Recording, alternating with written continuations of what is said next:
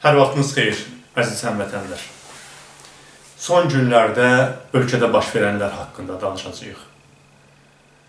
İndiki gənclər üçün inanmaq çətindir, amma yəqin ki, yaşı çatanlar təsdiq edəcəklər.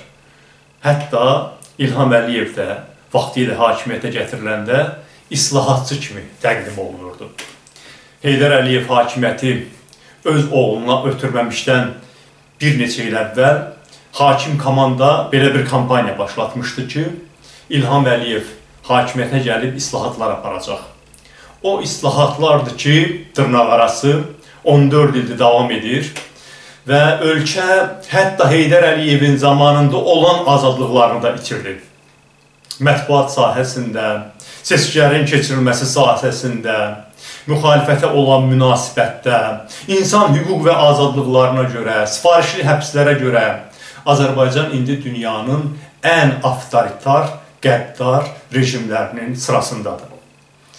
Bu ilin fevral ayında İlham Əliyev öz həyat yoldaşını birinci vitse-prezident təyin eləyən zamanda həmin ritorika işə düşmüşdü.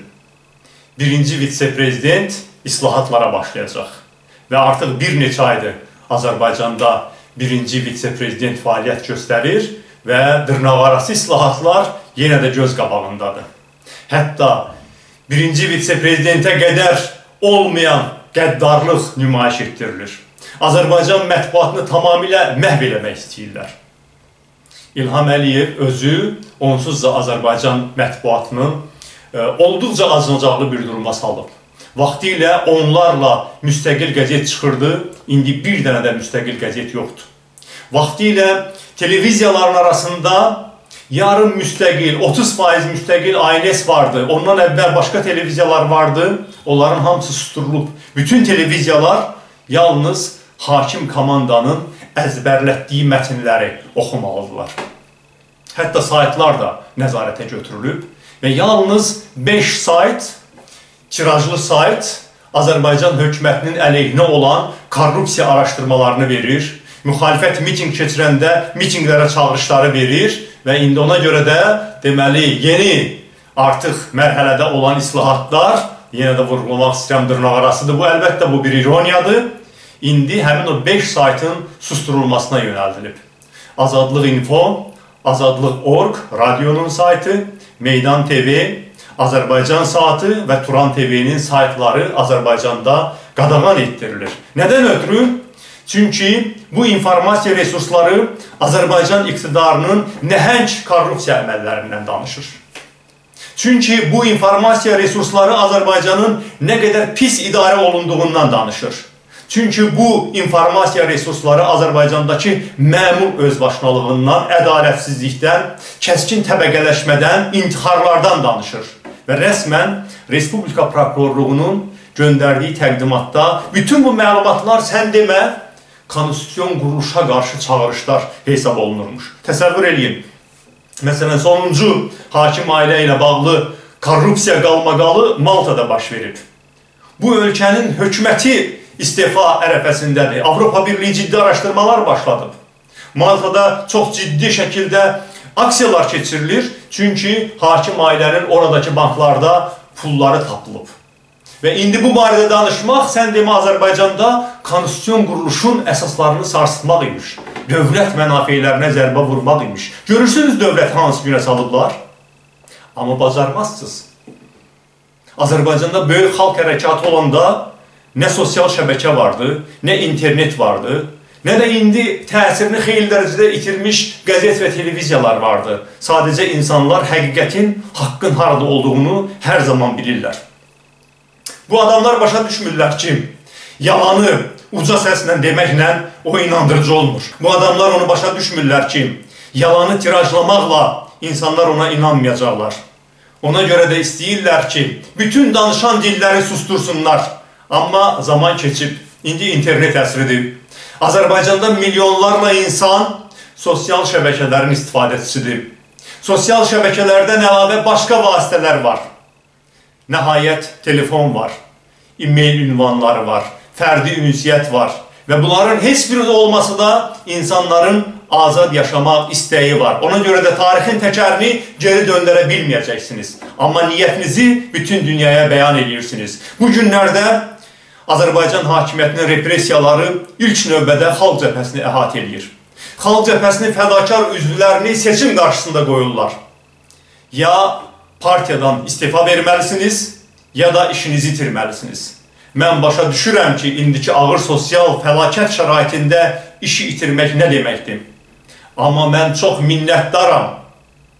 Bütövlükdə bu insanlara çox minlik Xalq Cəbhəsi ailəsinin təşəkkürünü çatdırıram ki, bizim partiyamızın fəalları bu seçim qarşısında demək olar ki, bir qayda olaraq partiyadan istifanı yox, işdən imtinanı seçməli olurlar. Və onlar partiyadan istifa etmədikləri üçün onları işindən çıxarırlar. Yalnız son həftədə artıq 15 nəfər Xalq Cəbhəsinin üzvü işini itirib. Onları işdən çıxarıblar. Onların 7 nəfəri müəllimlərdir. Qalan 8 nəfəri müxtəlif müəssisələrdə çalışanlar var. Azərsudan, Sokardan, Azərqazdan, özəl müəssisələrdən işdən çıxarılmış insanlarımız var. Bu qədər geniş spektri əhatə elədiyinə görə deməli ki, bu hər hansı bir nazirliyin, hər hansı bir idarənin öz fəaliyyəti deyil. Hakim komandanın qərarıdır. İndi də cəbhəçiləri çörəklə imtihana çəkmək istəyirlər. İndiyə qədər cəbhəçilərə qarşı çox təzyiq vasitələrindən istifadə olunub. Baxın, neçə dəfə Xalq Cəbhəsini parçalamaq istəyiblər. Hətta bugün qeydiyyatını şübhə altına alıblar. Biz bugün də məhkəmələrdəyik, Avropa İnsan Haqları Məhkəməsinə aparmaq fikrimiz var bu prosesi. Xalq Cəbhəsinin ofisini qaynaqlayıblar, ondan sonra götürdüyümüz ofisi partladıblar. Mənim partiya sədri olaraq 12 ildir pasportum yoxdur. Partiyanın hal-hazırda da müddətini başa vurub azad olunan üzvlərindən sonra yenə də 11 nəfər üzvü siyasi məhbus həyatı yaşayır. Bizim sentyabr mitingindən sonra ötən 6 ayın ərzində 37 nəfər üzvümüz inzibati həbs yaşayıb. 20 gün, 1 ay müddətində. İndi də 15 nəfəri işdən çıxardıblar. Bu bir partiya qarşı, bir müxalifət partiyasına qarşı düşməncəsinə yanaşma deyilsə bəs nədir? Və bunu hansı hökumət edir? O hökumət ki, torpaqları işğal altında ola-ola Bakı ermənilərini az qala göz yaşları ilə, sevinclə Bakıya dəvət edir. Onların qayıdışı münasibəti ilə filmlər çəkir. Onların qonşularını səfərbər edir, xüsusi qəbullar təşkil edir. Və sıralarından minlərlə şəhid vermiş, milli qəhrəmanlar vermiş Xalq Cəbhəsinin üzvlərini də çörəklə sınağa çəkirlər. Belə etmək olarmı? Bu siyasət anti-milli deyilsə, anti-xalq deyilsə bəs nədir? Azərbaycan xalqı ilə bu cür davranışın adı nədir? Mən soruşuram. Əziz həmvətənlər, biz bilirik ki, bu təzyiqlərin əsas səbəbi nədir? Əsas səbəb bizim sonuncu dəfə 8 apreldə sizin də istəyinizlə keçirdiyimiz monarxiyaya yox, talana son, korrupsiyaya son tələbi ilə keçirdiyimiz mitingdir. Bəli, biz özümüz tam da razı qalmamışdıq o mitingdən. Hesab edirdik ki, daha çox adam iştirak eləməli idi bu mitingdə. Amma Azərbaycan hökuməti də o mitingdən çox narahat olub, təşvişə düşüblər. Çünki onlar çox böyük profilaktik işlər görmüşdülər öz aləmlərində ki, bu miting ümumiyyətlə baş tutmasın. Mitingin vaxtını dəyişib 6-cı günə salmışdılar. Bütün idarə və müəssisələrdə iş elan eləmişdilər. 6-cı gün olmasına baxmayaraq adamları çağırmışdılar ora. İnsanları hədələmişdilər. Universitetlərdə, təhsil müəssisələrində insanlara təzyiq göstərmişdilər. Ən müxtəlif vasitələrlə insanların mitingə gəlməsinin qarşısını almışdılar. Və nəhayət bizim mitingimizdən bir neçə gün qabaq ölkənin aparıcı saytlarını, indi işi məhkəmədə olan saytlarını qapatmışdılar informasiya yayılmasın deyə. Və sonra da görmüşdülər ki, yenə də bu təzyiqlərə baxmayaraq minlərlə insan gəldi, bunların qurmaq istədiyi monarxiyaya yox dedi. Bunların məşğul olduğu korrupsiyanın dayandırılmasını tələb elədi və meydanlardan bunların eşitmək istəmədiyi, arzulamadığı istifa tələbləri gəldi. Ona görə də indi Azərbaycan müxalifətini öz aləmlərində məhv eləmək istəyirlər. Onun avanqardı hər zaman sizin sözünüzü, bədəli nə olursa olsun deyən Xalq Cəbhəsini sıradan çıxarmaq istəyirlər. Milli Şuraya ağır zərbə vurmaq istəyirlər. Bax, bugünkü kampaniyanın mənası budur. Amma bütün bunların hamısını olduqca anti-insani üsullarla görürlər. Sadə insanları işdən çıxarırlar, onların ailələrini, övladlarını çörəyə möhtac qoyurlar. Baxın, mən bu 15 nəfərin hamısının adını çəkməyəcəm, amma Neftçala rayon şöbəsinin sədri Əflatun Əhmədzadəni vurğulamaq istəyirəm. Çünki onunla bərabər onun həyat yoldaşı Ülkər xanım da müəllimə idi və ikisi bir gündə hökumətin partiyadan istifa ver tələbini yerinə yetirmədiklərinə görə işdən çıxarıldılar. Heç biri maraqlanmadı bu hökumətin nümayəndələrinin ki, bəs o ailə nə ilə dolanacaq? Yox, bunlar bu barədə düşünmürlər. Bunlar ancaq düşünürlər ki, müstəqil səsləri necə əzək, necə edək ki, ölkədə azad mətbuat, prinsipial müxalifət olmasın və biz özümüzün bu korrupsiya piramidasındakı hakimiyyətimizi sonsuzluğa qədər davam etdirək. Artıq mümkün deyil. Bunlar qorxu içindədirlər, başa düşürlər ki, bütün dünyada korrupsioner kimi tanınırlar. Uzun müddət pul vasitəsilə, kürü diplomatiyası vasitəsilə ələ aldıqları Avropa Şurasında siyasətləri iflasa uğrayıb. Avropa Şurasının həmin o korrupsioner rəhbərliyi artıq bunların güdazına gedib. Onlar vəzifəsini itirdilər. İndi Avropa Şurasında ciddi araşdırmalar gedir və o araşdırmaların bir ucu əlbəttə ki, Azərbaycana gəlib çatacaq, həmin o rüşvəti verən firmalara gəlib çatacaq.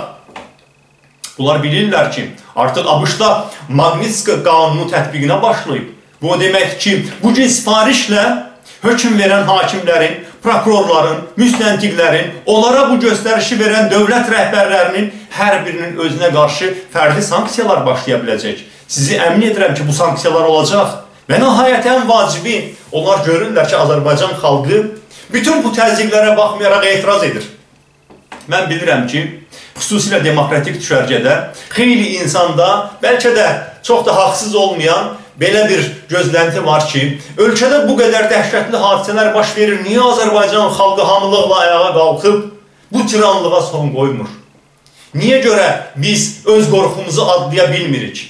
Amma mən xalqımızdan çox razıyam. Əlbəttə o da olacaq, bir gün olacaq. Heç zaman böyük xalq hərəkatları kiminsə arzusuna görə, kiminsə istəyinə görə tamamilə yetişmədən baş vermir. Görünür, Azərbaycan xalqı müdürüşdür, bir gün o qərarını da verəcək. Amma bugündən mən danışıram sizə.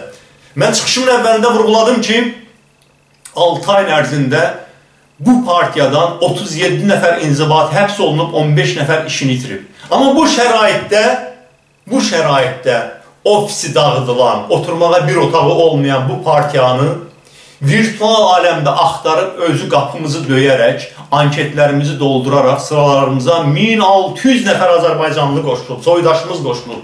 Mən onların hamısına təşəkkür edirəm. Əgər bu millət haqqa dayaq deyilsə, bəs nədir bu? Əgər bu millət qorxularına qalib gələ bilmirsə, bəs necə belə bir hədəfdə olan partiyanı belə bir şövqlə seçir? Millətin gözü tərəzidir. Millət görür ki, əslində müxalifətçilik etməyə cəsarəti çatmayıb. Ancaq müxalifətdə olduğunu iddia edən çox saylı partiyalar var, qeydiyyatları var, ofisləri var.